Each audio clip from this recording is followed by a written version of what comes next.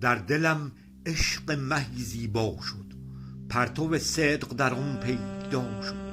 مهر رویش چو به دل راه گشود، جان به راه طلبش شیدا شد. زین نمط در غم و اندوه شدم، تا زنم از رخ دلدارم دم.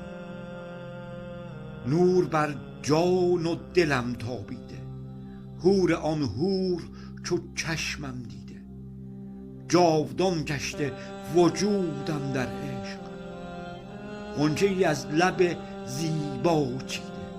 تا نمیرد دلم از کبر و حسد، به وصال مه و محبوب رسد. جامی از دولت می خواهانم، تا دهم جان به ره جانانم. ندهد جام چو ساقی هرگز، بهر آسوده چو این میدانم. خواب بر من شده زین راه حرام، تا که برگیرم از آن ساقی جام. گشته بر باده و می امیدم، از خماری به وفا جاویدم. من که بی عقلم و دیوانه و مست، خوشتر از جام و قدح کی دیدم.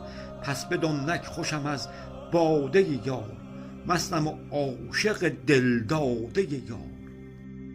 بیدلم بی دل بی خویشم من، مست و دیوانه و درویشم من. چو شده دل شدگی کار دلم، واله و عاشق دل ریشم من. نک دل ریش مرا مرهم نیست، جان غمگین مرا همدم نیست. نسرایم بجز از شعر حزین، که به مه دادم اینک دل و دین. وام دارم چو به آن سرو بلند، دورم اینک ز همه آتش و کین. حال در مملکت خوبانم، مهر مه گشته کنون ایمانم.